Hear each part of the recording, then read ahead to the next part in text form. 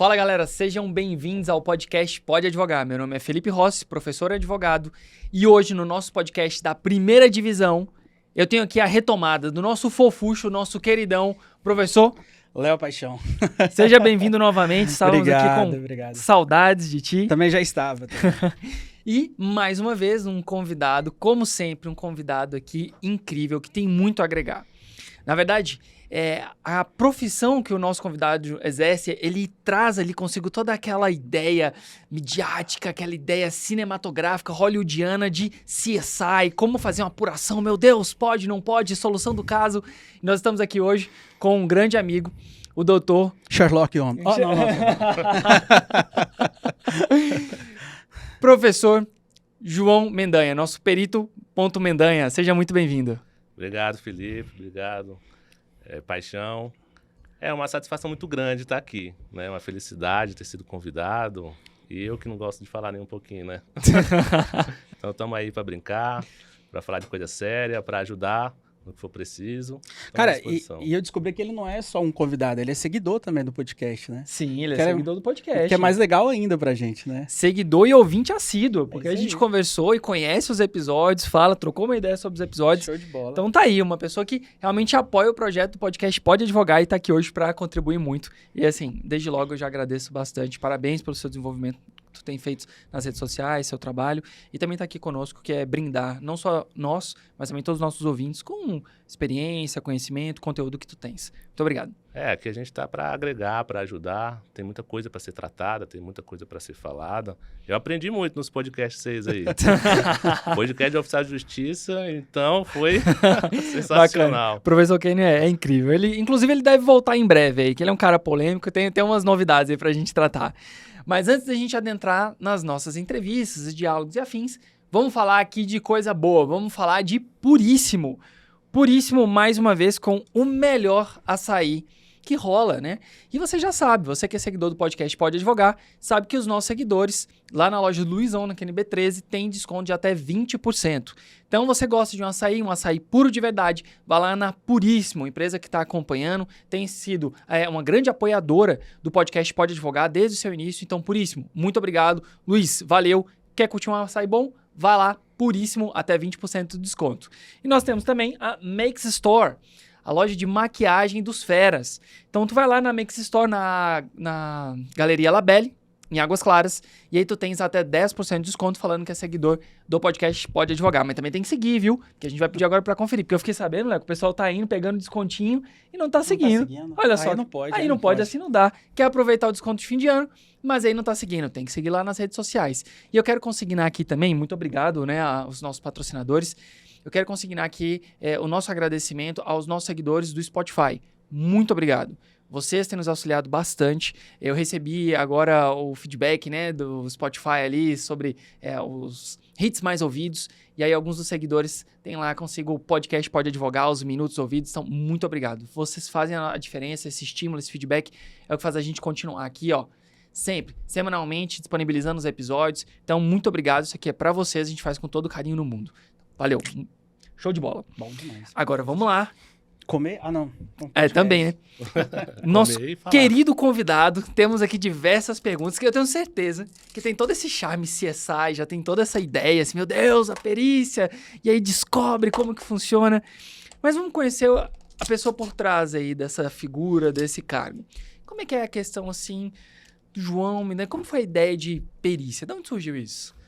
Então, a perícia me surge lá na faculdade. Nos idos de 2003.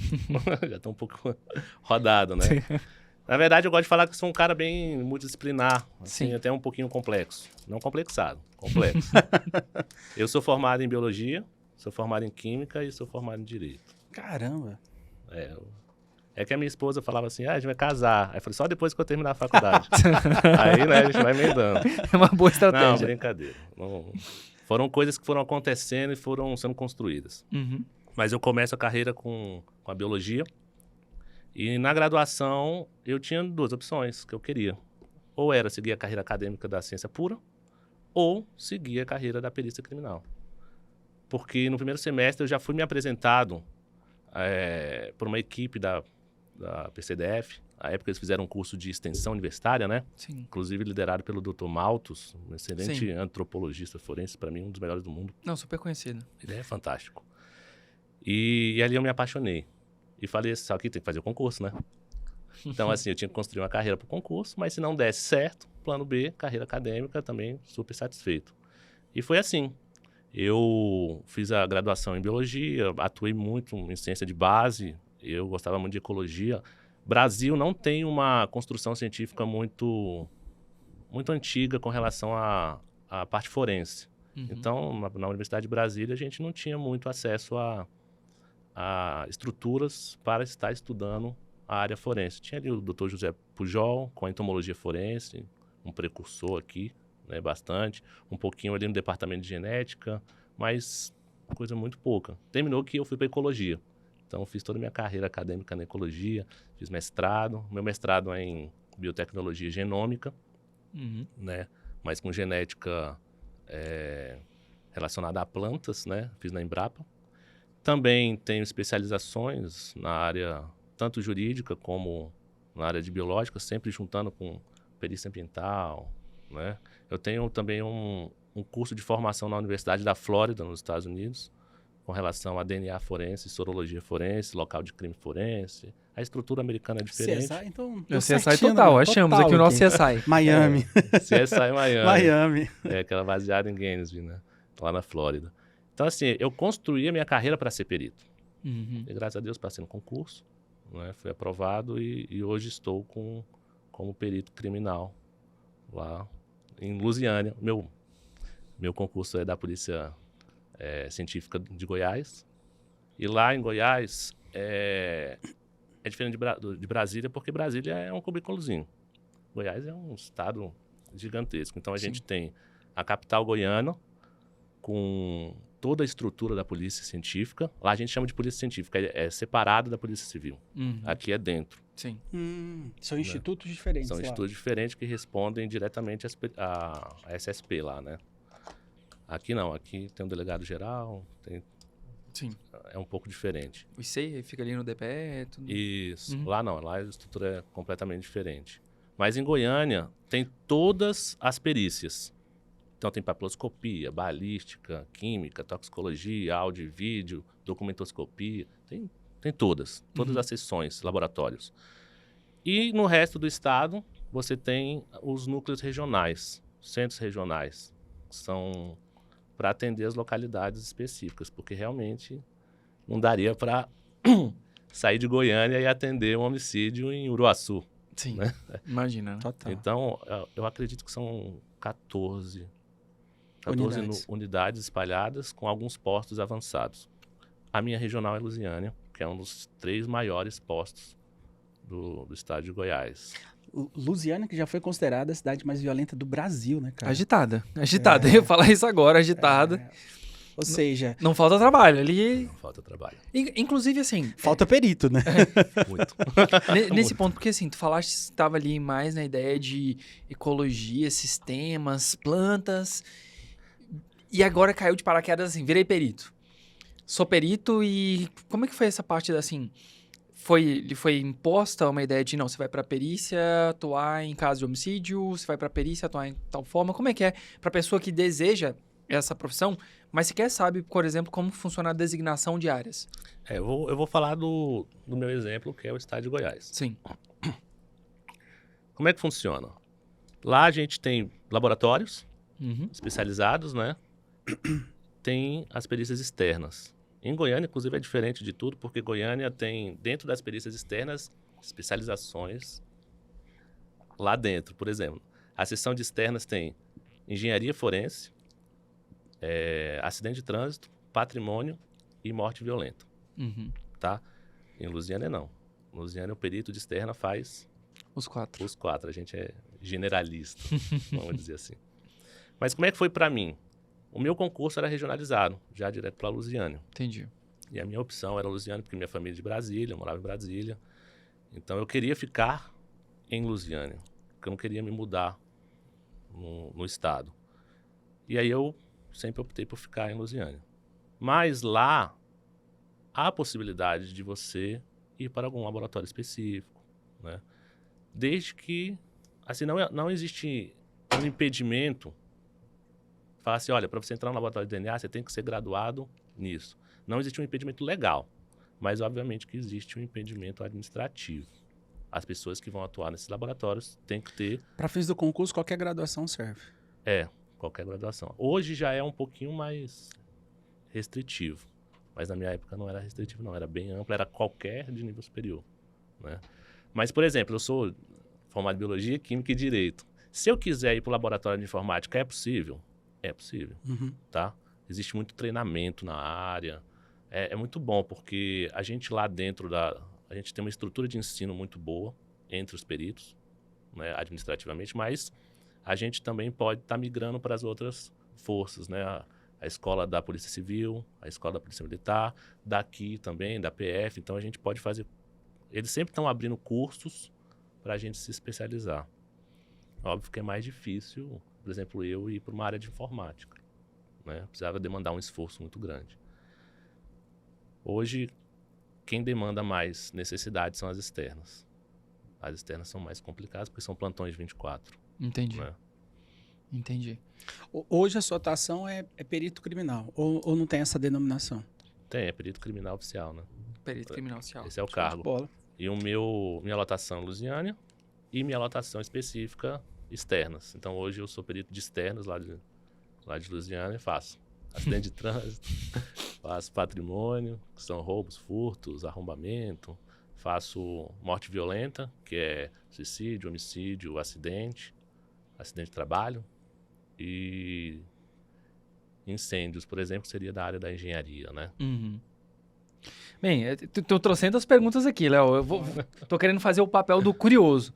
Mas o Léo, ele trabalhou também muito tempo com o Tribunal do Júri, trabalhou na área do direito penal no estado de Tocantins. Então, não sei, vamos fazer as perguntas, aquela pergunta que todo mundo tem, aquela curiosidade, não tinha a coragem, Léo? Por exemplo, assim, e aí, como é que foi lidar com o primeiro acidente? Aquelas primeiras experiências, meu Deus, tem um corpo ali no chão. E aí, como foi essa questão? Você, assim, já tinha o costume por conta do curso de biologia, o impacto... Primeiro homicídio. Primeiro homicídio, aquela Primeiro coisa homicídio. assim, tô ali em campo. Então, assim, fala assim da biologia e tal. Lá a gente trabalha com os corpos em formol, né? Mas na hora do vamos ver ali Lá não tem tanto sangue, né? não tem tanto sangue. Mas assim, qual é a minha visão, né? Sobre essa questão. O corpo, ele é uma coisa natural, né? Da natureza. A morte também é da natureza. Então, assim, eu digo que eu lido muito bem com essa situação do corpo, do cadáver, né? Da decomposição, porque os próprios odores da decomposição não são bons, né? Mas eles são inerentes à natureza, né? O que me deixa mais, vamos dizer assim, sensibilizado não é o corpo em si, mas as condições em que ocorreram aquele determinado caso. Meu primeiro homicídio, não meu, mas o que eu fui atender. Pra deixar claro. Pra né? deixar claro, Pra conseguir, deixar né? claro pra polícia, né? Eu cometi um homicídio, não. Às vezes a gente até fala, pô, eu vou fazer um suicídio ali, né? Parece estranho. Mas, assim, o primeiro homicídio foi um confronto policial, né? Então, a polícia foi... Não vou lembrar direito aqui agora, mas a equipe policial foi até a casa do sujeito e teve uma troca de tiros. Entendi. Né? Então, até estava bem fresco e tal. Assim, o sangue não me... Inclusive, eu sou um perito que gosta de fazer análise de mancha de sangue. Perfil de sangue. É uma coisa que eu estudei lá na Universidade da Flórida. É uma coisa que eu gosto muito de colocar nos meus laudos para falar de dinâmica, né? Então, sangue, quando tem sangue na cena, eu já começo a me coçar, né? Porque eu gosto de fazer a análise. Nojo não tem, não. Zero nojo. Sério, Sobre isso. Medo também não. É que já tá morto, né? Não tem muito o que fazer ali no caso, né? Tratar com o cadáver, eu acho bem simples, assim. A gente tem respeito e tal, mas assim, eu não reclamo. Ele só te trata meio gelado, né? Meio frio. Às vezes ele dá uma mexidinha, não dá não? Não. Nunca passou por um susto assim, não? Esse susto eu não Aqueles passei, espasmozinhos ali do corpo dá um... Eu acho que esse é mais no começo, né? A gente já chega, já tem Síndrome um tempo. de Lázaro. Uma coisa assim...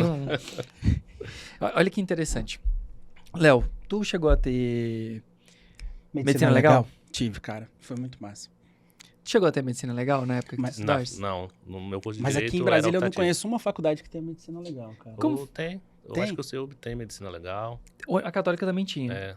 Mas eu tive a oportunidade de estudar essa disciplina fora do Brasil. Mas eu quero ouvir a ideia, assim, tipo, o que tu teve durante o estudo da medicina legal aqui no Brasil? Cara, na verdade, Na sua faculdade, claro, Sim, né? sim. Não a nível... na minha graduação, o professor também era perito criminal. E ele levava as fotos, levava vídeos que ele tinha, dos corpos já em decomposição.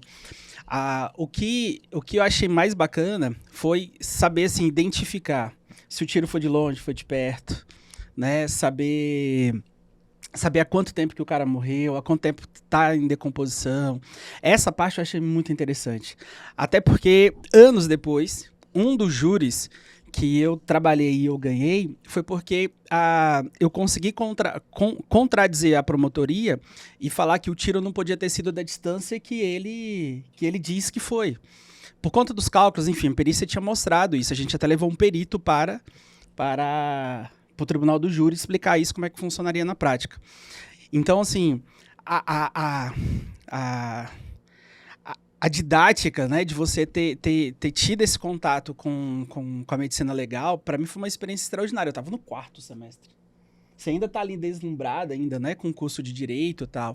Mas aquilo me marcou até terminar. Tanto é que eu lembro que um dos livros que eu comprei durante a graduação foi de medicina legal. Não que o professor tinha mandado, pedido, porque eu curti mesmo a ideia ali de analisar.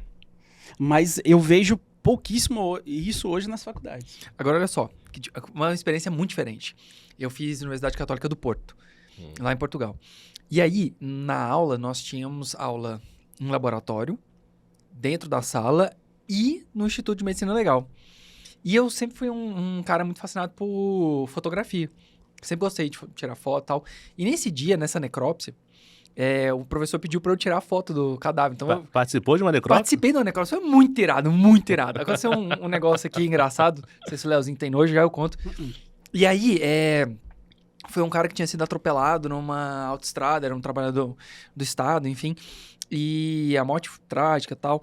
Mas foi muito legal, assim, rebater a cabeça do camarada, sabe? Pegar a serrinha, abrir aqui, parecendo que o bicho tá quebrando.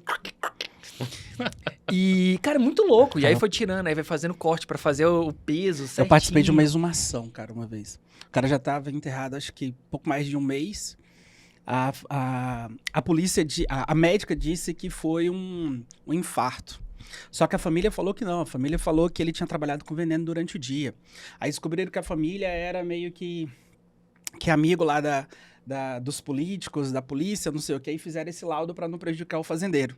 Aí eu juntei uns documentos, consegui comprovar que ele tinha usado veneno durante o dia e que, de fato, a causa da morte foi o veneno. Entendi. E aí fomos fazer a exumação. Cara, o corpo dele ainda estava Muito preservado. Tava muito preservado. Não sei se por conta do veneno, não sei se isso tem alguma coisa a ver, mas estava muito preservado. E lá mesmo no cemitério, velho, abriram o corpo dele e começou a tirar os órgãos. Exumação Baço, no cemitério mesmo? pâncreas e tal. A exumação do cemitério. Cara, mas assim, tava no interior do Tocantins também. Assim, lá não tinha pra muitos lugares pra levar o corpo pra fazer isso, não. Foi feito lá mesmo. Aí lá, tirou todos os órgãos do corpo que precisava tirar, guardou e tal, devolveu o corpo pro caixão e mandou pro laboratório. E, de fato, detectou que a causa da morte foi envenenamento. Você participou de uma pseudonecrópsia, né? É.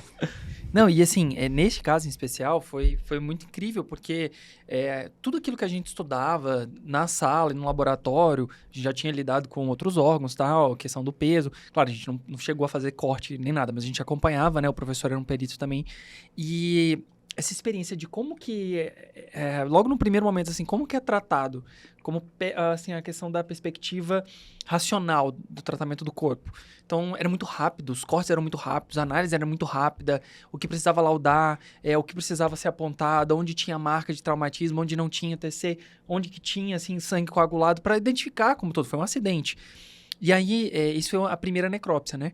E o que aconteceu foi que quando foi serrar aqui a cabeça para verificar como que estava a questão do cérebro, né? Se estava preservado ou não, se tinha tido... Obviamente tinha, porque ele teve um TC, um traumatismo aqui. E eu tava com a câmera, né? Ele pediu para eu tirar. E aí eu cheguei muito perto quando ele tava com a serra, e aí o osso vai... Espirrou. Quando eu saí Quando eu saí, eu cheio de osso. No cabelo. Meu cabelo é cheio de pedaço de osso. Você levou Uma junto, amostra né? pra casa. Você vê uma amostra. Mas foi uma aula muito producente, assim. Essa, uma outra também que eu participei, esse tinha sido já um crime, mas a ideia de o respingo do sangue, o estudo do respingo na cena, em loco, e ele mostrou, né, as fotos. Embora ele tinha falado que a ideia dele era trabalhar com os corpos, mas ele trouxe todo o relato do perito, que também tem essa ideia, né, de um perito que vai lá na hora e tem depois o que faz a análise do corpo, né? E aí ele analisou a questão, ele explicou a questão de o que é a tatuagem, né? A tatuagem da mancha da distância do tiro. Foi muito producente, tirando as balas, assim, foi realmente uma experiência incrível. E aí, então, eu fico pensando, poxa, isso trouxe uma contribuição salutar para a advocacia. Mas eu percebi, Léo, nesse ponto, que a gente quase não tem essa interação aqui com o perito. E daí... A gente muitas vezes tem zero contato. Zero né? contato. Se a gente não intima para uma audiência, o único contato é o relatório que ele fez, o laudo. Sim. Então, assim, com relação a essa atuação já tribunal, tu costuma ser chamado? Como é que é essa relação julgamento de casos versus perícia criminal? Eu acho ainda muito tímido no Brasil, apesar de que os peritos não gostam, né? Porque a gente vai estar terminando se deslocando também, gastando nosso tempo Sim. para ir ao tribunal, mas assim... Acumulando trabalho. Acumulando trabalho. Mas assim, ainda é muito tímido. Muito, muito, muito, muito tímido. Isso tem a ver com muitas questões. E eu digo que, para mim, o entendimento de ciência do próprio povo brasileiro. O que é ciência? Então, assim, como é que é ciência? Como é que se faz ciência? Eu vejo uma defasagem de ensino muito grande. Porque o que é o laudo pericial? Se não um documento jurídico, porém científico. Eu também considero uma sentença no juiz um documento científico. A fundamentação do juiz ela tem que ser científica, né? E a fundamentação do perito também tem que ser científica. Mas então aí, o que é ciência? Como é que você vai explicar para uma sociedade que não entende o que é ciência que aquele documento ele merece ter um peso, né, uma envergadura jurídica por conta de sua natureza científica, né? Então eu acho que é a primeira questão que dificulta, por exemplo, no júri, com os jurados, porque você tem júri em cada município, com parcelas da sociedade extremamente diversas, mas também você tem uma literatura científica, um letramento científico dos advogados e dos promotores também que deixam a desejar. Que é pobre. É pobre.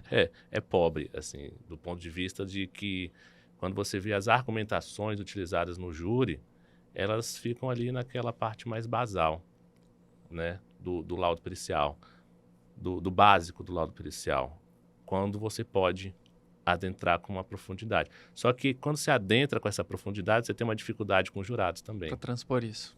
Então você... É muito difícil. É porque isso é um ponto realmente delicado, né? Explicar isso para os jurados. Mas é uma construção que tem que ser feita e tem que ser evoluída. Na minha atuação do júri como advogado, como eu fiz muitos júris, eu trazia muito. Eu arguía muito em cima de laudos periciais para fundamentar as minhas teses de defesa. E isso foi muito bom, porque os promotores não estavam acostumados com isso. Inclusive tem um promotor, não vou falar o nome dele, mas é um promotor querido. Se ele um dia escutar esse podcast, ele vai lembrar disso. Em Goiás, porque eu fiz muito júri em Goiás. Fiz pouco júri aqui no Distrito Federal. Sim. Uma vez eu entrei na sala no plenário e ele estava lá. Ele olhou e falou: "Ô, Mendanha, nem li o laudo, nem podia ter lido melhor o laudo pericial." Aí, que já me conhecia, né? Então, assim, a gente fazia uma discussão muito intensa sobre isso. E aí o promotor se perde. E quando você faz o promotor se perder pode ser o contrário também, né? Claro. O promotor com muita densidade em termos de medicina legal, deixar o advogado desestabilizado. E essa desestabilização pode pender para o jurado de alguma forma, né? Uma coisa interessante que eu coloco que eu não gostava era de falar mal dos laudos periciais. Mas isso não é por conta de um corporativismo, né? Os peritos são pessoas humanas. Eles erram. Eu erro também, né? E às vezes eu estou fazendo um laudo que eu falei, poxa, podia ter feito isso aqui de outra forma. Mas ali no momento do calor, do momento da perícia, e a gente precisa ser rápido, porque eu estou em 24 horas de plantão. Qual é a minha casuística? Eu já saí de lá com 8, 10 perícias num dia. Isso, perícias de local, que eu preciso depois fazer um laudo pericial, entendeu? Aí eu tenho um monte de patrimônio, tenho 2 homicídios, tenho um suicídio, você está cansado também. Então, assim, a rotina do perito, no dia do plantão, é difícil, né? Às vezes a gente fica o dia inteiro fora, almoça fora, janta fora e volta para o instituto mais tarde. E com aquele monte de coisa que você coletou, para depois ainda processar, jogar na cadeia de custódia e terminar o dia e fazer o laudo. Então, assim, é bem complexo. Ô, João, assim, na sua experiência, você que é perito e em outro momento da sua vida você já trabalhou como advogado, os advogados de atuação no tribunal do júri, o que você acha que eles mais deixam passar? E por isso acabam talvez não aproveitando tão bem assim a defesa deles em relação aos laudos, em relação à perícia? Então, a argumentação, ela tem que ser calcada em vários fatores. Um deles é o laudo pericial. Porque, assim, qual é aquela máxima do direito penal? É de encontrar a verdade real dos fatos, aquele 100% de certeza. E aí vem um indúbio. Se tiver 1% de certeza, é indúbio pro réu. Absolva o réu. Absolva porque tá na dúvida. A verdade é que não é assim. A verdade é que é impossível, pelo menos aí eu estou falando do meu ponto de vista de ciência, inclusive. Vou fazer uma conexão. É impossível você chegar ao 100% da realidade do fato. Não tem como, né? Isso porque a ciência também é assim. Se você chega no 100% de certeza, já não é mais ciência, já é um dogma, né? Na minha visão instrumentalista da ciência, não tem nem aquela coisa de que às vezes você vê numa reportagem falando assim, a ciência descobriu isso. Não, a ciência não descobre nada. Para mim, instrumentalista. Tá? A ciência é como um instrumento para você explicar fenômenos. Então, eu criei um fenômeno, um conceito, para explicar um fenômeno. Mas isso é a realidade, a verdade? Não. Isso é um conceito que eu criei, que pode ser modificado. E um parâmetro importante da ciência é você poder ter a possibilidade de contestar alguma coisa. Eu vou dar um exemplo aqui. Watson e Crick, em 58, fizeram 2 folhinhas para descrever a dupla hélice do DNA. E eles ganharam o Nobel. E hoje a gente ainda... Não, DNA é dupla hélice. RNA, ele coloca lá que é fita simples. E eles fizeram um artigo de 2 folhas maravilhoso, prêmio Nobel. Mas quando você olha hoje, esse artigo ele tem várias falhas, que já foram modificadas pela ciência. Então, uma coisa natural da ciência é ela ser modificativa, porque ela é sempre uma acumulação de conhecimento. Uhum. E ela tem que ser mudada. E o laudo pericial é o quê? Ciência. Então, uma das questões que são inerentes ao laudo pericial é poder ser contestado. Se ele não pode ser contestado, não é ciência. Vou dar um exemplo agora do júri. Fiz um júri uma vez que não tinha fotos no laudo cadavérico. Sim. E tinha lesões que estavam sendo descritas. Como é que eu posso contestar um laudo que tem lesões descritas e não tem como eu avaliar essas lesões? Um agente externo.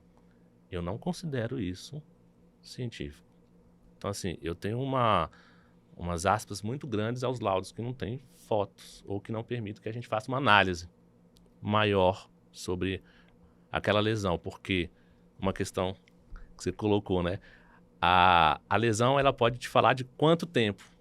E quanto tempo é importante para uma investigação. Porque aí você começa a reduzir os suspeitos, reduzir as argumentações. E eu acho que isso os advogados têm muita dificuldade de lidar. Os promotores também, tá? Falando em partes ex-adversas ali, né? Sim. Então, assim, quando tem alguém que pressiona mais, você consegue ter mais linhas de argumentação na defesa. E aí eu vou dar um exemplo de um advogado colega, porque assim, eu na minha atuação como advogado e na minha expertise de analisar laudo pericial para fazer argumentação, eu era um diferente. E quando você tem um diferente, a outra parte é menos preparada. Porque ela está preparada para as coisas que não são diferentes. Sim. E aí eu ganhava bastante. E às vezes fazia júris do colega falar assim, João, eu quero que você vá lá em 20 minutos, você tem 20 minutos para falar de provas e perícia. Beleza, eu só ia lá para falar 20 minutos de provas e perícia, dentro de uma linha argumentativa que a gente queria da defesa. Então, dentro das minhas contratações de honorários, eu era mais contratado por advogados do que por... Promotores. Não, por réus, por exemplo. Não, promotor não vai. Promotor não vai. Entendi. Mas essa é engraçada. Uma vez eu estava numa discussão com um promotor e ele falou assim, porque eu sou advogado, eu sou o primeiro advogado de defesa. Eu falei, não, doutor é promotor, doutor não é advogado. Mas se o doutor cometer alguma coisa, eu posso ser o advogado. Pega o meu cartão no final do júri. Ele não gostou muito, não pegou o cartão, né? Ficou meio brabo ali. Mas ficou meio brabo. Quem é assim é o Thiago Almeida da Ceilândia, o defensor público da Ceilândia, grande amigo nosso, a gente esteve aqui no podcast, o podcast também. dele foi top, hein, Muito cara. bom. O Thiago é maravilhoso. Não, e um grande amigo, assim, a gente se conheceu no júri, no meio de um plenário. E eu sou diferente também. Então, eu sou justamente na parte da dinâmica. Então, te ouvindo, inclusive, tem uma pergunta clássica, todos os nossos convidados ali da área, que é justamente sobre as boas práticas, que já eu quero esse bizu, dicas também. Sim. Mas, quando tu traz uma questão de enfrentamento da dinâmica, o que eu mais sinto é basicamente uma postura do Ministério Público para tentar, de alguma forma, tentar fugir dessa linha executória, porque o que ele tem são histórias, depoimentos e a parte técnica. Ela é uma faca de dois gumes, porque ela pode ser utilizada para convencer ou realmente derrubar. Essa questão das fotos, João, teve um caso interessantíssimo, que são dois, na verdade. Também um foi no estado do Goiás, inclusive hoje eu sou amigo de todo mundo lá, do promotor, do juiz. E nesse caso, não tinha o exame cadavérico, não tinha um laudo. Então como é que tu vai para um júri? Não indireto. Não indireto, só tinha ali testemunha e não foi juntar. Como é que tu vai julgar um homicídio sem o mínimo, aquele requisito mínimo De materialidade. de materialidade? E aí o que aconteceu? Foi um ponto que foi assim, ninguém tinha se atentado? Era um caso muito antigo. No estado do Goiás a gente tem esse problema de não ter a defensoria pública em todas as cidades. Então, por vezes, esse caso, se não me falha a memória, era de 90 e alguma coisa. E talvez tenha se perdido ao longo da caminhada. O fato é, nunca foi mencionado o laudo. E aí, então, eu lembro nesse júri, porque eu falei assim, quem morreu foi o Zé. E foi um dos primeiros casos. Como assim quem morreu foi o Zé? E eu perguntei pro promotor, pro Rafa, eu falei assim, me prova que não foi o Zé que morreu nesse processo. E aí eu falei pro jurado, ninguém vai conseguir provar que não foi o Zé. Como assim? Não tá aqui no processo a denúncia, não sei o que. Eu falei assim, cadê o laudo? Cadê a comprovação mínima de que alguém morreu nesse caso? Porque eu tenho uma história, mas eu não tenho uma prova sequer da existência da materialidade desse crime. Sequer deveria ter vindo pra segunda fase. Aí o juiz já me olhou. Isso aqui o juiz deveria ter aceitado, né? Tipo, meio... A denúncia sem materialidade. Aí via aquele, mas doutor, na cidade tal, que. Isso é problema do Estado. O nosso é fazer justiça com base naquilo que a gente tem. Então não é que foi uma grande sacada. Sabe, igual quando o estagiário pega o processo e ele quer achar tudo, assim? Eu acho que é porque eu tava nos primeiros júris, eu tava naquele ímpeto. E aí eu falei, ué, mas cadê o laudo? Não dá nem pra falar. E era uma história de emboscada, de levou o cara que tava devendo uma questão de droga, motivação, dívida de droga, uma história, e que levou o cara, e aí que foi, botou, ajoelhou, deu um tiro, e não tinha isso. Você sai. Cara, Total. Não, a história... Ou não, né? É storyteller, tá ligado? É storyteller. Era uma outra coisa, era zero CSI aqui. Isso aí é livro do Sherlock Holmes. Né? Exatamente, não tinha um lado, é a catianga real aqui. E outra coisa que a gente vê muito, e aí assim, tu vê, Léo, mas não é óbvio, né, ver isso direto, mas falta realmente essa questão da necessidade do aprofundamento acerca da dinâmica e a compreensão, porque esse outro caso era uma tese de legítima defesa. E no laudo constava ali a questão de escoriações no corpo, né? Tinha uma equimose, eu lembro de um outro caso também que a gente falou de uma equimose violácea. É isso mesmo, né? Isso, equimose violácea. É a corzinha dela. É a corzinha, então, exato. E justamente para falar que foi uma legítima defesa. Por quê? Porque eu tinha o laudo da pessoa que tinha falecido. Mas eu tinha pedido lá atrás, E foi feito o laudo do agora, né, o acusado, como o homicida, né, o denunciado, o Alminha Cebosa. E tinham várias lesões justamente para endossar a tese de legítima defesa. Só que como nós só fomos contratados na segunda fase, aí quando eu falei assim, ué, mas peraí, cadê o laudo? Só foi dito que foi feito, não foi juntado nos autos. E basicamente para construir a tese de legítima defesa tinha que demonstrar. Aí veio aquela figurinha do corpo e não veio uma foto. Não veio uma foto. Eu acho complicadíssimo isso, complicadíssimo, porque o perito, no caso, quem faz laudo cadavérico é o médico legista, né? Sim. Mas os peritos em geral, eles têm uma confiabilidade diversificada. Uhum. A gente fala em fé pública, por causa do serviço público, mas extrapola a fé pública, né? Eu vou começar, né? Fé pública, para mim, não é ciência, tá? Então, para mim, já não combina. Uma imposição legal, né? É uma imposição legal, não é ciência. Abriu a caixa de polêmicas aqui, já começou assim. Ferramentas, né? Para mim, não pode fazer até um corte, né? Assim, fé pública não é ciência. Henricão, nosso sobra. Já anotou, essa, já pegou essa. Então, o perito tem que se atentar a ser científico, né? E as fotos, elas fornecem uma materialidade do que você está ali observando. Sim. Mas, por outro lado, existe uma confiabilidade inerente da população. Sim. A população olha os peritos de outra forma. Então, eu volto naquela primeira questão que eu coloquei. Eu não gostava de contestar laudos. Eu gostava de usá-los dentro da minha argumentação. Uhum. E eu sugiro que advogados façam isso. Porque laudos contam uma parte da história. Depoimentos contam outra parte da história. Sim. E o promotor faz uma análise de tudo isso e conta uma história dele. Sim. Tá? E eu não estou fazendo uma crítica aos promotores, não. É assim que funciona.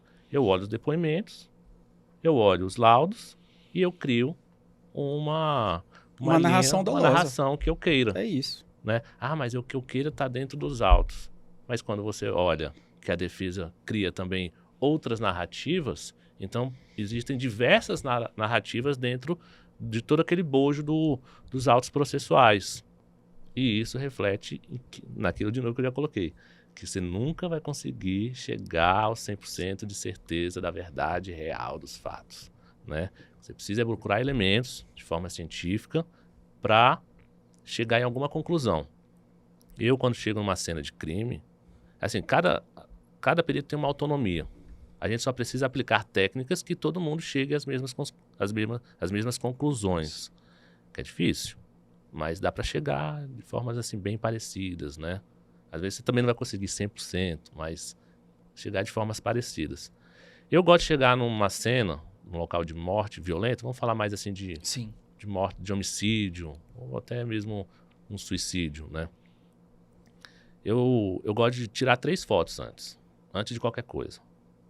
A foto do isolamento, a foto da fachada e a foto do endereço. Aí depois eu faço, é um ritualzinho, né? Aí depois eu pego a localização, o georreferenciamento. Isso praticamente dentro da viatura, tá? Depois eu vou conversar com o pessoal do isolamento, pegar os nomes, e aí eu vou analisar a cena de crime.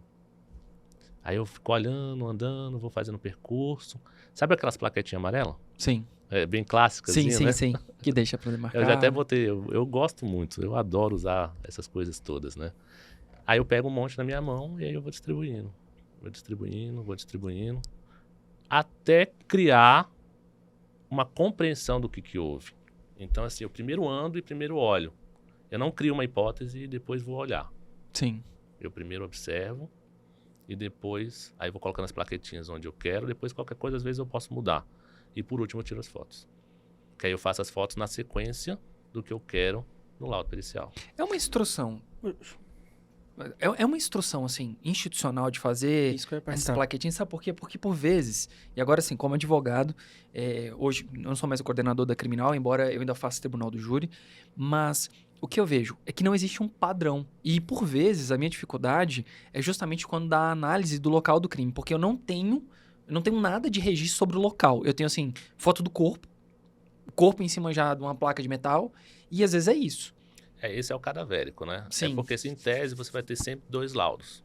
Tese. O cadavérico, que fala das condições do corpo e da causa mortis, Sim, tá? Que é feito pelo médico legista. sim. E o laudo de local, que é feito por um perito criminal, que ele vai fazer análise do local. Se tiver o corpo no local, ele faz uma perinecrópsia, que é só uma análise superficial. Você faz os dois.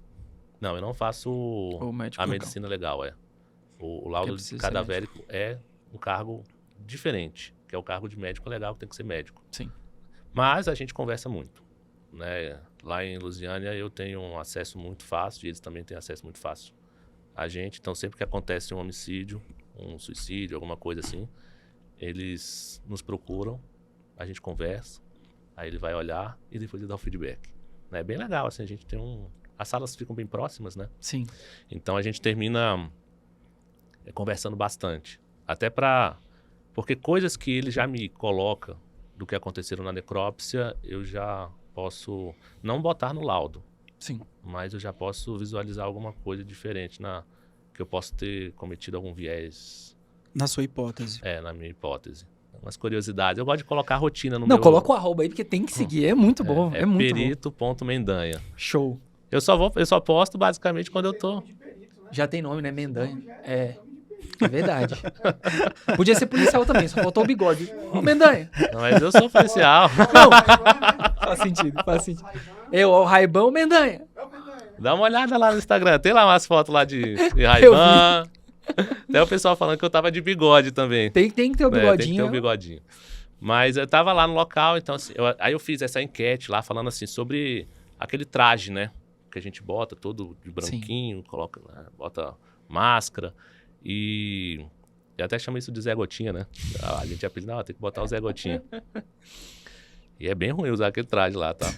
É bem desconfortável. Bota plaquetinha. Eu sou aquele perito do CSI mesmo, do programa, que bota tudo, né? Porque isso você perguntou sobre padrão, né? Sim. Não tem padrão, tá? Entendi. É discricionário mesmo. É bem discricionário, cada um faz da sua forma, desde que seja metodológico, tá? Eu gosto de botar as plaquetinhas. Eu acho que para mim me auxilia tanto para eu fazer o croquis, me auxilia para eu ver as fotos e auxilia todos os outros também a entenderem melhor aquela cena de local de morte violenta. Sim. E o Delta, ele busca, consulta muito vocês, assim, para a questão da narrativa, do parecer dele sobre a dinâmica, enfim, até para fazer uma ideia de emissão de parecer para indiciamento? Então, os delegados, pouquíssimas vezes eles entram em contato também, tá? Qual é o maior contato que eu tenho com delegados? É quando eles vão ao local. Uhum. Então eu tô fazendo, eles chamam a perícia, né? Porque quem chama é a civil. A gente vai lá, ele tá lá, e a gente conversa e faz a perícia. Normal acontecer isso. Agora, posterior, não. Eu mesmo não tenho contatos posteriores com delegados. Uma coisa que a gente conversa mais... Percebe-se. Com os delegados... A nossa experiência comprova isso. Então, o laudo pericial, ele não é do MP, não é do delegado, ele é do processo. Sim. Então, em tese, não é do advogado, não é de ninguém, né? É do processo. Então, em tese, ficar discutindo muito discutir com promotoria em off, não dá, né? Sim. Com advogado em off, também não dá. Com delegado, a gente discute mais, porque ele está ali fazendo inquérito, às vezes precisa pedir alguma coisa a mais. Não é? Eles pedem muita reprodução simulada dos fatos? Reprodução simulada não é pedido muito. Liga a tecla SAP, vai, deixa... Vamos lá, Ricão, a tecla SAP. Quem vai dar o tecla SAP aqui para explicar o que é reprodução simulada? Os advogados. Então vai lá. Léo, então explica aí. Liga a tecla SAP. Leozinho? Normalmente os delegados fazem essa solicitação quando a narrativa, a dinâmica dos fatos não está muito claro. Aí leva ali o acusado, enfim, para fazer como é que foi no dia a dia o passo a passo. Lembrando que, embora o acusado, indiciado, seja obrigado a estar presente, ele não é obrigado a falar como realmente foi. Ele não tem essa obrigatoriedade. Mas é comum que os delegados façam essa solicitação de reproduzir mais ou menos a dinâmica. Aí leva os peritos, leva as partes, tiram foto, filma, enfim. Basicamente quando você tem muita dúvida com relação à dinâmica dos fatos. Então, assim, parece um teatrinho. E né? Na verdade né? Até porque muitas vezes o indiciado não concorda, né? por orientação dos advogados, de não sair comentando tudo? Eu gosto de dizer que é um momento também de defesa. Sim. Depende. Mas depende, depende do se advogado, tá? Porque aí que a gente pode entrar no... Porque daí você pode já pensar na tese jurídica. Isso, e aí tu tem ali uma exatamente. oportunidade de Você produzir. tem uma oportunidade de produzir Exatamente. prova. Legítima. Legítima, Ele surge... E que muitas vezes é solicitado pelo próprio delegado, que ajuda, né? Sim. O artigo do Código Penal fala que é a autoridade policial, né? Sim. O MP também, inquéritos militares também, tá? Então a PM também solicita. E eu vejo pouquíssima atuação de advogados nessa seara. E quando eu vejo a atuação deles, eles só estão acompanhando, né? Eles não conversam com o perito. Eu sou muito aberto a conversas, tá? Você pode chegar e conversar comigo. Talvez eu não vou te dar muita atenção ali na reprodução simulada, tá? Inclusive, antes de falar sobre isso, esse termo reprodução simulada é muito usado de forma errada, com seu nome que não é um sinônimo, né? Que é a... Como é que o pessoal do jornal faz? Reconstituição dos fatos? Reconstituição dos fatos, cara. E aí, é porque a gente aprendeu isso lá quando eu fiz o curso de formação, e o perito falava assim, você não pode mais chamar de reconstituição dos fatos, porque você não reconstitui, você não volta ao início, você não mata o cara de novo, você não bate o carro de novo. Então, você reproduz de forma simulada. Então, você tem ali alguns depoimentos que falam de dinâmicas diferentes. O que pode ser verdade? Verdade, tá. Mas, assim, o que pode ser congruente com as provas dos autos? O que pode ser diferente? Né? É uma acariação mais precisa. E ali no local dos fatos, né? É muito normal com acidente de trânsito, mas não é muito pedido. No cível pode ser pedido também. Sim. Tá? E às vezes, quando tem um no penal, se aproveita para o cível também. Então, a atuação precisa ser um pouco mais Ativa. ativa. Mas o advogado, às vezes, não tem conhecimento. Então, Busque. o ideal é buscar uma assistência pericial. E faz diferença, né? Quantidade de reproduções simuladas. De novo. Existe já algumas determinações aí do Ministério Público em Goiás de fazer reproduções simuladas em maiores quantidades quando tem confronto de polícia com vítima, né? Não vou falar polícia com bandido, não, porque a gente vai já agregar, né? Mas quando tem um confronto, porque aí o Ministério Público, isso foram alguns promotores que me falaram, né? Que eles querem, para subsidiar melhor, saber se foi um confronto ou se foi uma execução. Interessante. E aí os advogados dos policiais precisam também estar bastante atuantes nisso, para demonstrar também que foi um confronto, né? E não execuções. Vocês também atuam no PIC, não, né? Nos procedimentos investigatórios criminal realizados pelo Ministério Público. Eles chegam a pedir ajuda, auxílio? Eu nunca atuei. Até porque a atuação de vocês é concurso da Polícia Civil, né? E aí no PIC é conduzido pelo Ministério Público, mas vocês... Só se fosse pedir apoio para civil, para fazer uma perícia XY. É uma curiosidade, né, cara, em relação a isso. Mas porque eu nunca chego a você não- retenção para mim disso, não. Você não tem concurso para perito do Ministério Público, né? Tem sim. Tem. Para o Ministério Para o Público? Ministério Público, mas ele não é um perito criminal. Ele é um perito interno do Ministério Legal, Público. bacana. Inclusive, é muito comum em casos de... em ações cíveis, por exemplo, de dano ambiental, você ter peritos ambientais lá para fazer. E assim, já tive algumas demandas que foi necessário uma instrução mais técnica. E daí foi aí que eu descobri que o Ministério Público também tinha um órgão de perícia para dar pelo menos subsídio mínimo para poder discutir uma coisa ou outra, sabe? Legal, Não cara. necessariamente a perícia criminal, mas exatamente isso. Porque o perito criminal, ele vai se focar em crime. Sim. Não é nem cível. Às vezes acontece de chegar lá, apesar de que tem desdobramentos, né? Acidente de trabalho, por exemplo, pode ter um desdobramento lá para a Justiça do Trabalho, né? Mas, em tese, começo Mas é esse criminal. perito do Ministério Público funcionaria como um parecerista, por exemplo, ou não? Seria uma questão interna de instrução para... Então, existe uma questão sobre laudo, parecer. Que não convém ao sério, né? É quase a mesma coisa, né? Tipo, o laudo... O pessoal gosta de dizer que o laudo é o do perito Sim. criminal, né? O resto é parecer. Tá, eu não gosto muito de entrar nessa seara, não, assim. Mas o perito é mais do âmbito do Ministério Público mesmo, tá? Aquele lá. A gente não, a gente não é perito do Ministério Público. Certo. Por isso que o nosso laudo... Ele é imparcial. Ele é imparcial. Entendi. O que faz mais sentido. E esse é um ponto. Apesar de que, senão vai dar um corte errado, né? Sim. O laudo do perito do Ministério Público também tem que ser imparcial. Sim, mas um grande ponto na advocacia criminal é que quando tu tem uma prova produzida exclusivamente dentro do órgão, sabe, acusador, a primeira coisa que tu pede, obviamente, é a necessidade de uma contraprova. Sim. Sobretudo de uma entidade que tenha ali, não tenha qualquer contato com o Ministério Público para título de acusação. Então, e é possível fazer isso. Vocês lá no escritório já precisaram contratar algum perito particular? Já num caso... Para contestar uma perícia? Ou... Sim, num caso muito polêmico. Inclusive um caso famoso aqui do DF, porque era uma demanda onde o corpo foi encontrado, não sei se eu posso dar muito detalhe, mas enfim, um caso deu uma certa repercussão num homicídio num local aqui, era um casal homoafetivo, e aí ele foi encontrado com um tiro que tinha uma incidência de cima para baixo, transfixava ele, e ele caiu com o rosto para frente, ficou com o quadril assim para cima, e ele estava com a calça arriada. Então, a dinâmica dos fatos demonstrava que tinha mais coisas do que a gente estava enxergando.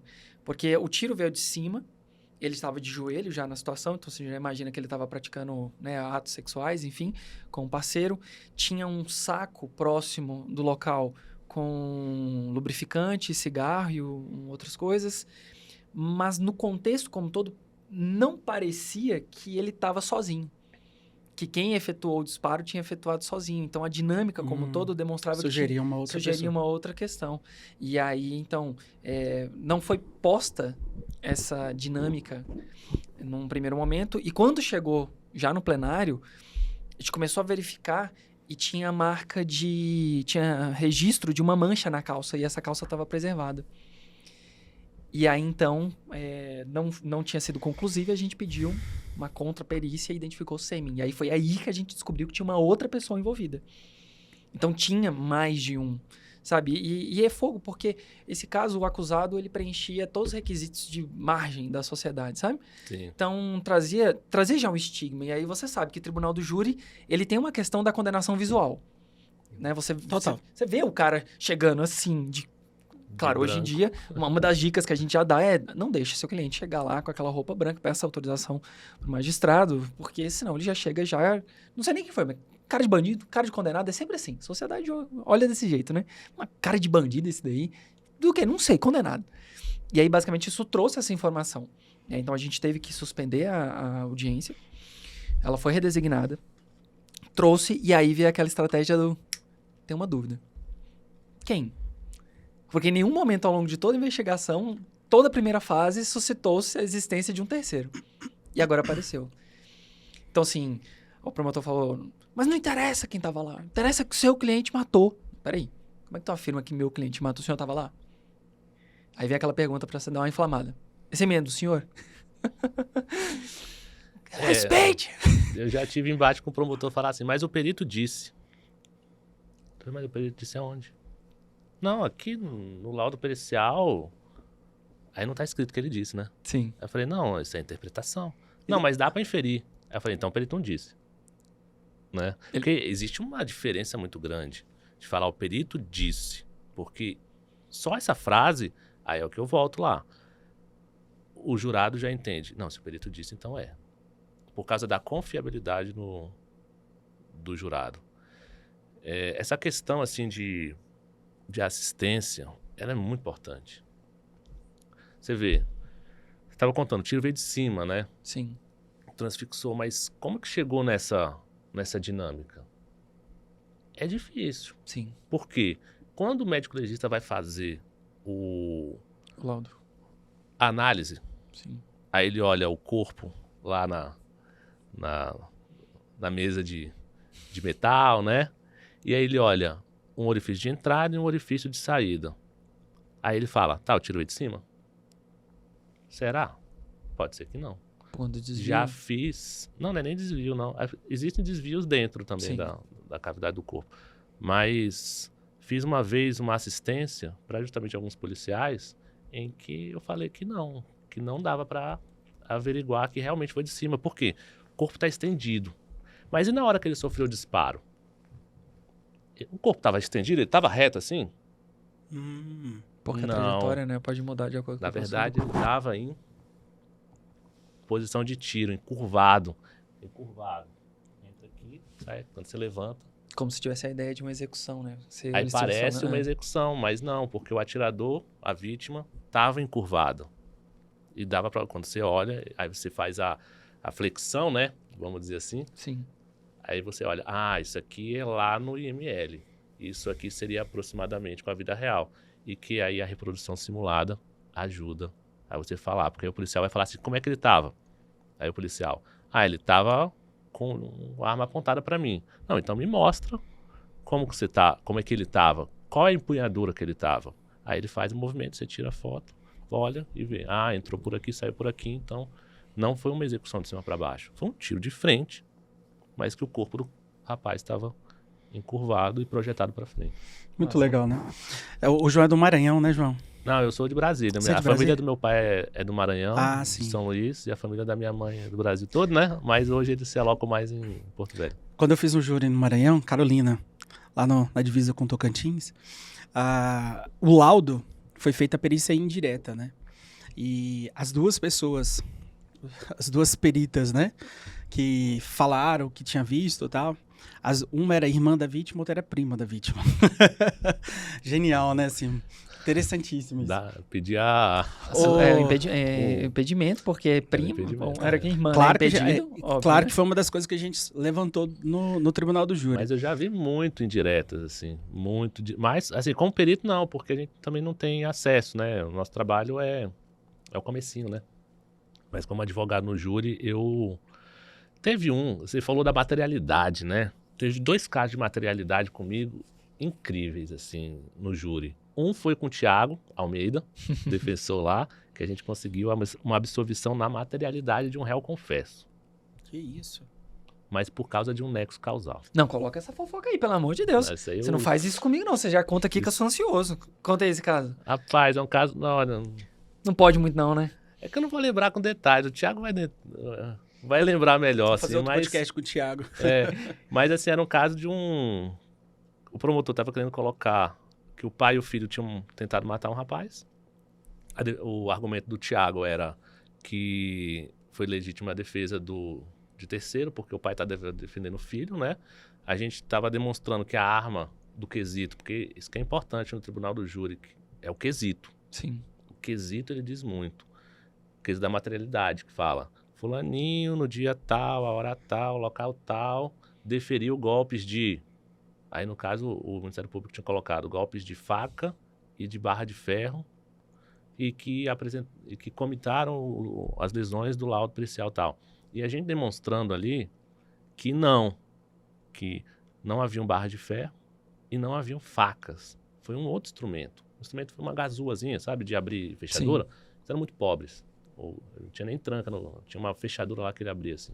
Então, que ele desferiu. E os jurados entenderam que a gente tinha trago que não era faca, não tinha faca. As lesões do laudo indireto não diziam lesões de faca, né? Então, dentro dessa seara, foi na materialidade uma surpresa. Eu até tinha falado, Thiago, a gente precisa ver esquisito, porque isso aqui eu acho que vai dar ruim. Vai dar ruim porque eu não posso, a gente como defesa não podia falar para o jurado votar sim. A gente tem que falar para o jurado votar não. Uhum. Por causa do nexo de casualidade. Né? Sim. Então, relação entre fato e resultado. Isso. E deu certo. O Ministério Público entrou com um recurso, mas eu não perguntei pro Thiago se... João, vou fazer um corte legal aqui. Falei pra gente 3 dicas ou 3 formas de um advogado aprender o suficiente sobre perícia para uma atuação no tribunal do júri. Então, assim, um advogado assim que não tem nenhuma ou quase nenhuma noção de perícia, do que olhar a perícia, sei lá, respeito de armas, respeito de corte, enfim. 3 dicas aí pra galera aprender Pode ser também como analisar um laudo, vai. Alguma coisa assim que tu reputa importante. 3 coisas que um advogado não pode deixar de ver num laudo. Então, eu já dei umas palestras sobre isso lá na OAB, né? Sim. Eu gosto de falar, então me dê um microfone. Tá, o advogado precisa entender essa questão do que é ciência, tá? Como que se faz um laudo pericial. Isso não é difícil de compreender, até porque o direito também é a ciência. E então dá para você só jogar para a área dura, que é da área da biológicas, da medicina legal. Vamos botar mais como medicina legal. Então, assim, precisa compreender como é que é essa questão de ciência. Isso já é uma linha argumentativa. A segunda questão é a pluralidade de laudos, a quantidade de laudos. Ele precisa entender o que é um laudo de local, o que é um laudo de cadavérico, um laudo de balística. Precisa entender, no básico. Estou falando de coisas básicas, tá? Então, ele precisa da medicina legal. Para entender o que é um corte contuso, um pérfuro contundente, um orifício de entrada. Está lá escrito OE. Aí a pessoa, o que é OE? Orifício de entrada. Google, ChatGPT, o que é OE num laudo? O que é OE no laudo? Provavelmente ele vai conseguir, né? Vai conseguir.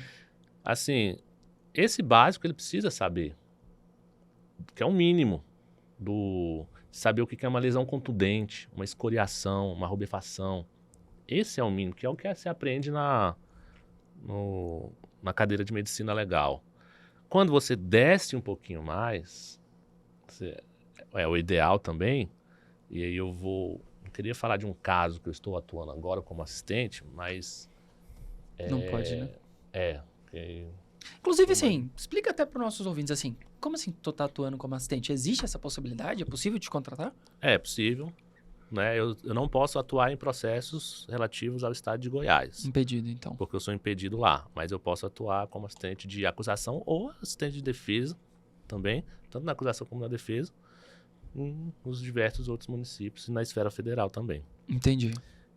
E aí esse último caso que eu tô atuando, já até a gente fez junto com as advogadas lá, não é nenhum caso que é criminal ainda, ele vai caminhar para um criminal. E não é a defesa do réu. Na verdade, é uma acusação de alguém. Entendi. Né? E o laudo cadavérico me vinha lá com algumas informações, mas não vinha com resultado, porque estava a concluir. Entendi. Mas dentro de lá, já havia algumas lesões que eu cheguei e apresentei para as advogadas, elas, meu Deus, que isso aqui é maravilhoso e tal. Só que um advogado poderia também, assim... ter percebido esse detalhe. Mas assim, ele precisa estudar isso. Você precisa se debruçar. Mas isso na fase Entendeu? do inquérito, então. Então Isso, é questão na fase do acompanhamento no inquérito. Não, inquérito. Então isso é acompanhar inquérito, né? Literalmente, embora seja inquisitivo, tem como fazer uma participação. Não simplesmente você não faz de conta, né? Não, inclusive a minha preocupação hoje é terminar o inquérito com os laudos periciais e depois fazer quesitações aos peritos para que eles respondam perguntas e essas perguntas subsidiam o que o escritório de advocacia quer, entendeu? Então essa primeira fase minha é essa. É um caso que não é em Goiás. Entendi. Né? E para preservar o corpo, assim, tem toda uma dinâmica, óbvio, né? Para cuidar, para que eventualmente não aconteça nada ao longo do trajeto. E essa cuba, para ligar a tecla SAP para quem tá assistindo, assim, como é que é essa cuba? Não, parece uma canoa. Uma canoa. E ela é coberta? Não é coberta. Ela é aberta, uma cuba, assim, ó. Parece uma canoinha. E como é que... E para colocar, vocês... Para pegar no corpo, Rapaz, tá num... Eu sou perito, né? Eu não pego. Não nisso. Não, mas o pessoal, os auxiliares de autópsia, eles têm as manhas, né? Os caras têm as manhas. Porque às vezes eu olho e falo assim, isso aqui vai dar um problema. Aí os caras botam assim, ó, rau. E já bota a cuba de lado, levanta e puxa, né? Não, eles são muito bons mesmo. E é sempre muito bom trabalhar com a equipe lá, a equipe de Lusiana, é incrível. A questão do transporte, enfim, né? É pra não danificar, né, o corpo. Exato. Isso. Porque eu já vi uma cena já que, pra colocar o corpo, eu falei, que tu estrala. Eu falei, meu aí Deus não do pode. Aí o cara... Meu Deus do céu. O cara que matou é acusado por tortura e nem sabe por quê, Não, né? eu cheguei. Aí Quebraram até os ossos. Eu cheguei assim, cara, mas... O corpo tava duro. E aí, pra caber ali, deram uma forçada, só viu o cara que eu falei, "Ih, Não é o ideal, não. tá lasqueira. Isso não é o ideal. O que eles fazem, assim, que eu vejo muito bem é colocar dentro da cuba. Colocou dentro da cuba, tá tranquilo. O problema é quando você vai colocar dentro da cuba. Porque às vezes é um lugar muito estreito, a cuba não entra, né? E eles têm muito cuidado para não gerar mais lesões, porque essas outras lesões podem ser aquelas ilusórias. E aí daria problema. Sim. Né? Mas eles têm muito cuidado, assim. Eu não tenho casos desses, por exemplo, né? De chegar e ter que forçar alguma coisa. Até porque o espaço lá do carro do IML é bem, Amplo, né? bem Assim. generoso. Um outro caso, assim, que... Mas esse foi, cara, foi horrível, assim. Foi horrível. Foi num acidente de trânsito. E aí a família... Acho que foi em 2013, 2014. A família me chamou que tinha acontecido um acidente e que o cara tava lá, ele tinha bebido e era pra assistente de acusação. E muito prefacial, né? Tava no começo. Só que eu cheguei lá e ainda não tinha sido removido o corpo ainda, sabe? Cara, tinha Você estava como advogado? como advogado. Raríssimo um advogado chegar num local de crime. Ah, não. Quando assim, nós somos Raríssimo. avisados, a Mas gente você tá vai. falando com Farias e Rossi. A gente vai. Com A gente Farias e vai. Rossi. A gente vai. Mas nesse caso, assim, foi... Cara, não vou mentir que não foi traumático, assim, porque até hoje eu lembro. Tem alguns que me chocam, mas eu quero ouvir os seus, óbvio. Mas esse, porque eu vi um bombeiro catando com uma pá, assim, sabe? Sei. Caramba. Pô, era um ser humano, pô. É porque deve ter sido atropelado Foi, a cabeça, né? exato. E aí, não tinha muita escolha, assim. A gente já visualiza. No início você falou que leva com muita naturalidade, né? Sim. Mas assim, teve algum que te impactou? Não, o que me impacta são questões sociais da natureza humana e não da natureza biológica, tá? Por exemplo, teve um dia que, cedinho, fui fazer um local de suicídio. Uma região muito pobre. Aí você entra, eu nem vi o corpo ainda. Eu só olhei a casa, entrei, você já se sente meio angustiado com aquele local. Assim, como que uma pessoa vive, na verdade não é nem vive, né? Sobrevive numa condição dessas. Aí você vai lá e vai ver o corpo depois. Aí faz a análise do corpo. Mas o impacto social, para mim, é maior. E nesse dia foi engraçado, não do ponto de vista da comédia. Sim. Mas assim, que nunca tinha acontecido isso. Fiz esse. Quando tava saindo, aí o pessoal da PC já tava lá. Ele falou assim, ih, doutor, já tem um outro para fazer, outro suicídio. E era um enforcado, né? Esse. No bairro tal. E aí é um bairro de gente de classe média alta. Aí você sai de um lugar que é um lixo para um palácio. E você vê suicídio nos dois. E aí você vê, não é só dinheiro que machuca as pessoas, que faz as pessoas cometerem esse ato extremamente difícil. Então, isso me deixa mais pensativo, vamos dizer assim. Mexe mais com você. Não, o corpo eu pego, mexo, viro, faço tudo, mas Você nunca chegou a se emocionar, por exemplo, com esse caso que aconteceu agora no Mato Grosso? Sorriso, né? O nome da cidade, se não me falha a memória. O cara parece que era um homicida serial. E a família do caminhoneiro, o cara pegou, além de ter... Matou a esposa e os filhos. a esposa, as crianças também. Então, isso é o contexto, né? Obviamente que a cena nunca é bonito. Eu nunca vou falar que é bonito o que eu vejo, né? Mas eu acho que os contextos são bem complicados mesmo, né? Esse contexto que eu já te coloquei. Eu nunca peguei crimes assim, tá? E desmistifica aí pra gente. CSI.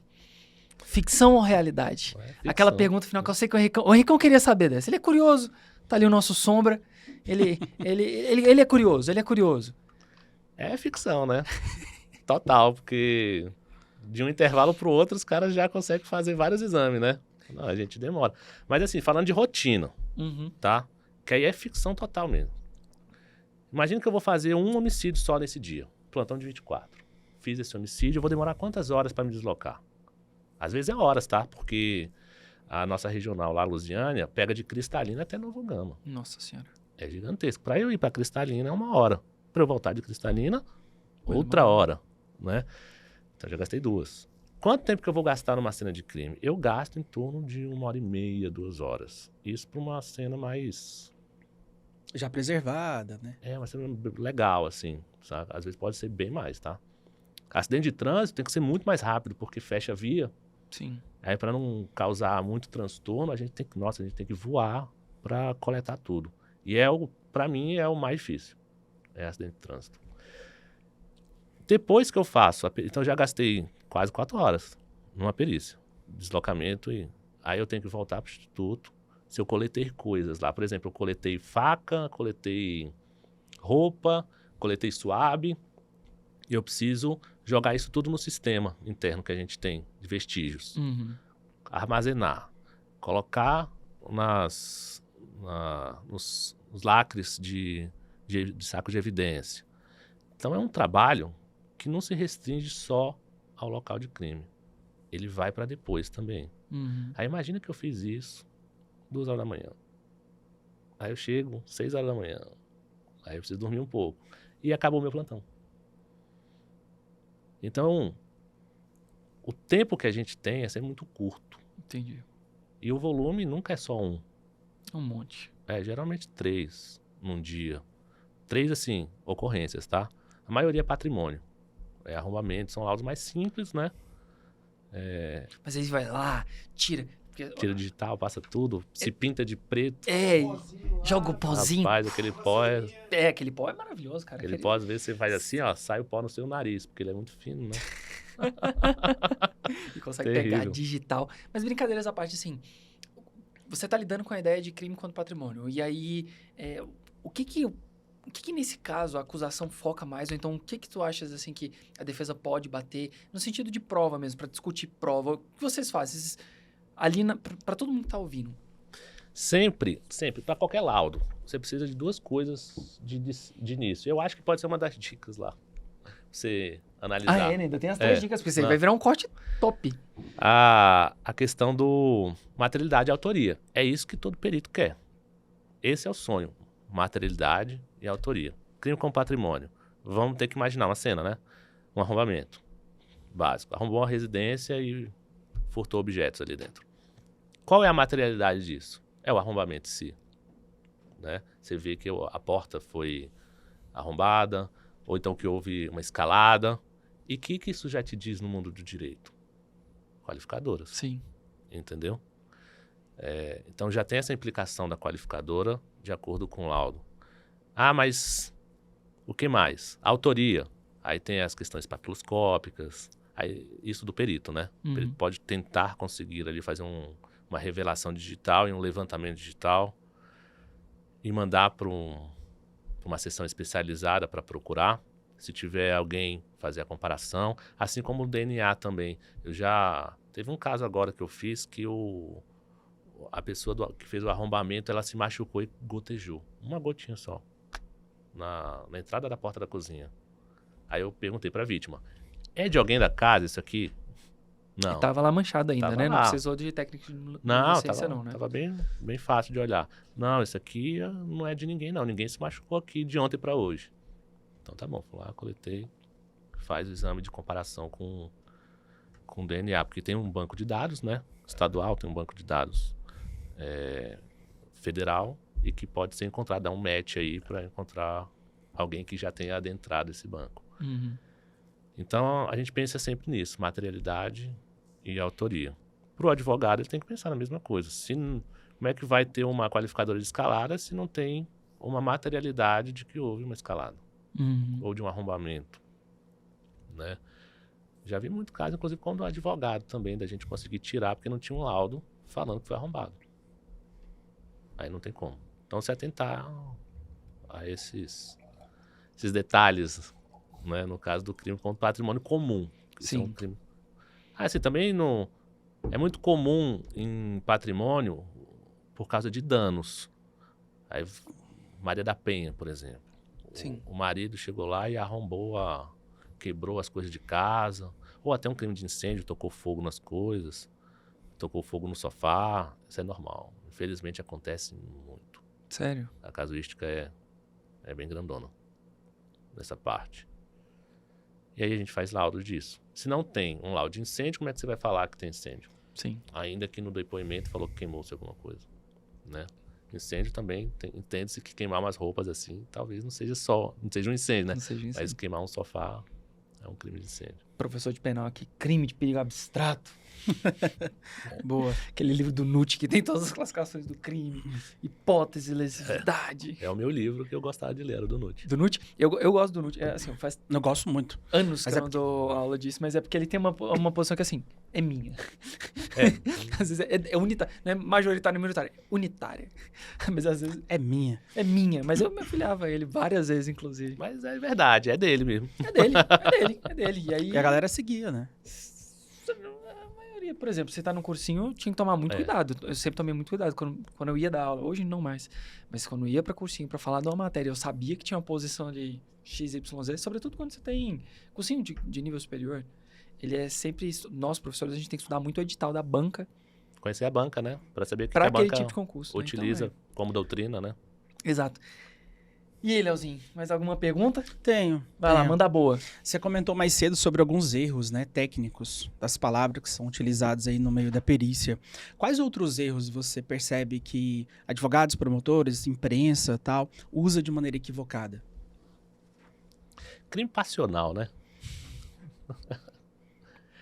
Eu também não gosto do negócio do privilégio. Que não é Acho privilégio, que não é causa de privilégio. diminuição. É uma causa de diminuição. Mas dentro da perícia... Poxa, eu não tô lembrando aqui não de... Por exemplo, Autópsia, necrópsia. a autópsia é totalmente errado, né? É, já tem anos, já quis. Mas isso aí parece que já é da cultura popular. Mas eu tenho uma que é engraçada. O tal de, eu fico brincando isso em sala, assim. Risco de vida. Ah, é. Isso Risco aí de é- vida pra mim é nadar com boto. É aquele negócio de engravidar na sauna. É risco de vida. Risco de vida, assim, é completamente errado. É risco de morte. Né? Exatamente. Risco contra a vida, né? Pior das hipóteses. Tô tentando lembrar coisas assim, mas eu não... Tem. por exemplo, tem algo que eles gostam de falar, jornalistas gostam de falar muito, latrocínio, né? Roubo seguido de morte. Né? E se a morte for depois do roubo, não é latrocínio? Né? Eu gosto de falar que o latrocínio... Quando Gosto não, segue. né? O correto é latrocínio, é um roubo qualificado pelo resultado morte. 5.7, segunda parte. E- Parágrafo terceiro, segunda parte. Isso. Né? É um crime patrimonial, né? Sim. Sim. Com a pena maior que o homicídio. E por isso que ele é julgado na vara Porque também criminal. ali são dois bens jurídicos protegidos também, né? Mas é o contexto dele, de 1940. Essa daí eu escrevi isso na pós, velho. Eu bati muito nisso sobre essa questão de latrocínio tentado, que o meu sentido sempre foi muito absurdo a ideia de um latrocínio tentado. Porque o meu sentido eu faço uma formulazinha matemática. Eu coloco assim, LC igual, aí vem HC mais RC, que é assim, latrocínio consumado igual roubo consumado mais homicídio consumado. Latrocínio consumado, roubo tentado mais homicídio consumado. Tipo, fazer uma fórmula matemática para entender qual é a partícula necessária para consumação. Porque tem uma súmula. Tem. Súmula 610 do STF falando que se o roubo for tentado, É latrocínio mas tentado. o homicídio for consumado, é latrocínio Ah, não, desculpa. consumado. O roubo tentado. É porque o que define Ó, a gente ficando é a técnica. vida, né? Aí são dois psicopatas aqui. Né? Porque o que define aí é o bem jurídico vida, né? É, a se a consumação do vida, se a crime. vida foi tentada, é o latrocínio tentado. né? Exato. Ainda que Se o a roubo vida seja foi consumado. consumada... Mas aí é o crime contra o patrimônio que se consuma com resultado morte, ainda que o bem patrimonial tenha sido esbulhado. É uma coisa de louco esse crime. Sempre foi muito crítico, porque no doutorado tive a oportunidade de estudar com a galera do Equador, da Colômbia, e aí eles colocavam como se fosse uma ideia de qualificação do homicídio. Então seria... O inverso, né? É No o caso, contrário. aí seria crime doloso contra a vida. Exato. Tribunal do Júri. É murder and robbery. Entendeu? Então Sim, seria entendi. uma qualificadora do tipo... Faz mais sentido, porque assim, ainda que a gente goste de proteger o patrimônio, né? Eu acho que a proteção da vida, ela se sobressai como um princípio constitucional, né? Mas... Sobretudo quando necessariamente você tem um mas tipo... se você, pra aquilo, se né? você analisar a partir da teoria da finalidade, Ah, não, sim. aí Ah, você sim. vai pro dolo. Sim. Qual é o dolo? O dolo é a subtração. Aí o meio Por isso- seria o homicídio. Por isso né? que se encaixa melhor nos crimes contra o patrimônio. Cara, essa discussão ela é muito rica, Mas o tal do latrocínio tentado, ela me deixa muito incomodado. Sempre me deixou muito incomodado. Porque, pô, o cara Total. entendeu assim, pô... E cai em prova, né, velho? Cai Cai muito em muito em prova. prova cai muito. isso. Mas eu ensino isso em História do Direito. História Primeiro do semestre. direito. Eu adorava a disciplina de História do Direito. Nossa, eu sempre gosto de fazer essa distinção lá. Eu fiz direito, na verdade, não era nem pra advogar, nada assim, não. Eu gostava era da filosofia, né? Sim. Eu gostava, porque assim, eu sou da filosofia da ciência. E aí eu Cara, passeava por isso. Desculpa, cortei, foi mal. Você terminou? Já. É que eu lembrei agora de uma notícia. Falei antes, você viu, né? Ele empolga. Eu lembrei de uma notícia recente de um cara que morreu numa estande de tiro. Que ele Sim. atirou, ricocheteou e voltou pra ele e matou. Você já pegou algum caso assim? Que Eu é até bizarro, achei, né, velho? realmente achei bizarro. Porque na minha advocacia eu já peguei um caso assim. Sério? O cara atirou no chão, asfalto, concreto mesmo, assim. A bala teria pego assim no... Projétil. Aí, ó, tá aí, pronto. Bala, projétil. Bala projétil. Aquilo que você perguntou. Aí pegou no concreto mesmo. Cara, e atingiu assim no abdômen de um De um terceiro? terceiro. Não, isso aí é mais comum. Agora, nele mesmo, assim, ainda nele mais no mesmo? stand de tiro que... Muito azarado, né, cara? Muito. Inclusive, um dia desse eu fui tirar uma certificação de uma arma específica, né? Uhum. Aí eu olhei pro stand e eu lembrei desse caso. Eu falei, eu vou tirar na borracha. Porque eu acho que lá foi... Negligência? Não, então, lá, eu acho que lá foi na plaqueta de metal. Não sei, né? Eu também não conheço o caso. Que é mais fácil de ricochetear e voltar, né? Mas aí foi um azar do azar. Né? Tá louco. Bicho, Nossa, é aquele tá filme doido. Premonição, né? Quando é Deve ser, pra ser. é. Pra ser Eu naquele também acho. dia. Quando é pra ser, é pra ser. Porque quando não é pra ser, rapaz, a pessoa ela se machuca toda e... Ainda sai vivo, né? e ainda Normalmente é sai o vivo. Tício, o Mévio, o Caio, É. essa galerinha aí, eles são difíceis de viu? Galerinha é difícil. Tem uma galera, uns júris aí que os caras sobreviveram a 17 tiros, você fica, rapaz, não tá certo isso. É muito tiro, né? Não? É muito tiro. É uma peneira e o cara tá lá, firme e Mas forte. aí vai depender do projétil, né? Claro, claro. Vai depender do projeto. Se for de 22, aí dá pra aguentar. Eu não sei se eu aguento, né? Sou fininho assim. Cara, até isso tem balística. É porque esse assunto é muito rico, mas assim, até por conta da quantidade, do período do tempo já, pra gente não tomar tanto seu tempo. Mendanha, de verdade, foi um prazer imenso tê-lo aqui conosco, muito bacana mesmo. Eu quero que tu tenhas outra possibilidade de vir aqui também, inclusive que o Eduardo seja presente pra gente poder falar sobre alguns casos, até dialogar mesmo e trazer talvez uma coisa ou outra pra gente poder debater e conversar e, claro, agradecer por tudo, né? Por essa difusão de conhecimento que tu faz. Eu te sigo nas redes sociais. Eu acho incrível isso, desmistificar, trazer essa outra realidade para auxiliar os colegas advogados a terem uma advocacia de fato eficiente, que é diverso de simplesmente fazer-se presente, né? Ser eficiente é justamente fazer uma defesa justa, buscar a tal da verdade real com base, né, numa preparação, ter estudado o processo, conhecer os caminhos do processo para evitar, né, que eventualmente haja uma condenação do inocente ou de uma circunstância que poderia ter tido uma defesa melhor. Então, ó, muito obrigado. O podcast Pode Advogar tá de portas abertas para te receber todas as vezes que quiser. Ó, tem um tema legal, vamos lá e a gente vai trazer e vai conversar aqui. E aí eu sempre me coloco à disposição. Eu sempre me digo que eu sou muito acessível, né? Eu fui professor durante muitos anos também. Muitos anos. Acho que dei uns 10 anos de sala de aula. Eu só tenho essa cara de que o pessoal fala que eu sou novo, né? Mas não. Eu já ia fazer um comentário já, tá com a lata preservada. A gente tem uma história longa aí. Já fiz muita coisa diferente. Então, assim, portas abertas também. Precisar de criar discussões novas, às vezes fazer uma outra discussão mais específica. Aqui foi mais generalista, né? Sim, sim. Porque, assim, balística, dá pra falar de balística terminal, balística interna, toxicologia. Ixi, tem... Ixi, falou a toxicologia, perícia. tem que ver o Eduardo. Eduardo Todo que era bom de pira. crimes contra... ixi. Tudo pira. Ele, Não, a área Cadeia da de perícia... custódia. cadeia de custódia. E hoje em dia a cadeia de custódia tá começando a ter um focozinho ali, né? Tem muitas teses boas defensivas porque os institutos não estão muito bem preparados, né? Com a legislação, né? Da cadeia de custódia. Mas tem muita coisa. É por isso que eu gosto muito dessa área. Eu me sinto muito feliz como perito criminal. Assim, a minha época de advocacia, fazendo júri, também foi muito feliz. Mas eu digo que eu sou mais feliz Na perícia. fazendo o que eu faço, né, indo para os locais. Né, e eu gosto muito de fazer externas, né? A minha rotina de 24 horas, né, os plantões de 24, de 48, de externas. Diferente do pessoal dos laboratórios. Que você ainda, só fechando, né? Não, já lembrei tem até disso. uma pergunta aqui, assim, qual dica, pra quem quer ser perito, qual dica ele dá? Mas vai, continua aí. Mas assim, lá, o perito de local, a gente tem o plantão é caótico, né? Praticamente. Quem não gosta do caos, aí vai pro laboratório. Que aí você tem uma rotina toda bonitinha, porque a evidência chega, o vestígio chega, você precisa analisar, tem os POPs. Então vai seguindo os procedimentos. E é bom, a perícia termina sendo bastante democrática lá dentro, porque tem espaço para todo mundo que queira atuar nesse âmbito. E para uma dica, assim, para quem tem um sonho de ser perito? Olha, é estudar, cara. Não tem como. Porque é concurso, né? Ah, mas assim... Veio no seco. Bem no Estude. seco, né? Estude. Mas assim, tá, eu posso fazer uma ponderação também. Dá para ser um assistente pericial sem ser perito oficial, obviamente. E tem, inclusive, um professor que eu gosto, eu acho que ele usa o @ dele lá no Instagram, que é Perito Florianópolis, um negócio assim. Ele é um argentino e ele é perito contratado, assistente. E ele nunca foi perito oficial. E ele é excelente. Até porque na Argentina, Chile, tem uma história muito mais antiga com o ensino de ciências forenses na universidade. O Brasil não tem isso. Você não se forma aqui em bacharelado em ciências forenses. Na Argentina você faz isso há 40, 50 anos atrás. Legal, hein, cara? Então, assim, você pode ser um perito sem ser concursado? Pode.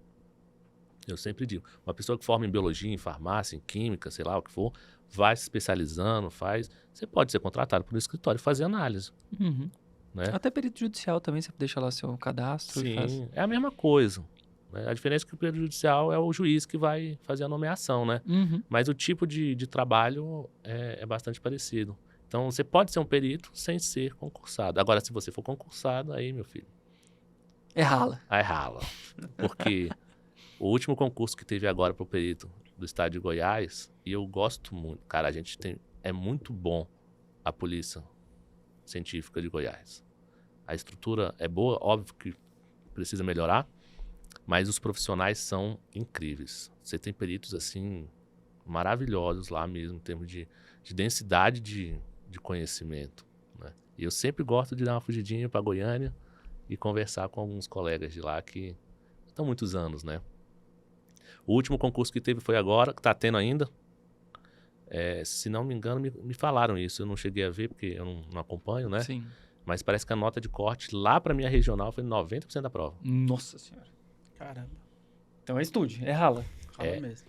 Rala e rala muito. Isso dá pra concurso, só procurar o professor Felipe Rossi. Cara, o olho, ele vai falando disso, ele vai falando no local que ele tá, o olhinho brilha, você percebeu? Ele brilha, apaixonado pelo tema. Que legal te ouvir, que legal te ouvir. Muito bom. Encerra aí? É isso. João, muitíssimo obrigado. Obrigado pela sua presença, obrigado aqui pelo conhecimento e sabedoria que a gente agradece bastante. Nossos advogados aqui vão agradecer bastante ainda por essas dicas. Foi uma alegria estar de volta. Faltou o Dudu aqui, né? Seja bem-vindo novamente. Muito obrigado. 2 visitas hoje. Foi muito bom. Mas, ó, pessoal, nos seguem lá nas redes sociais. Professor Rossi. O meu e o Eduardo é insta.eduardofarias. Isso. Perito.mendanha. E o meu prof.leopaixão. Ainda bem, ele acertou o dele. E o mais importante aqui, não pode deixar de seguir nas nossas redes sociais, que é o podcast Pode Advogar. Tá lá no YouTube e no Spotify também. Muito obrigado pela sua audiência e até uma próxima oportunidade.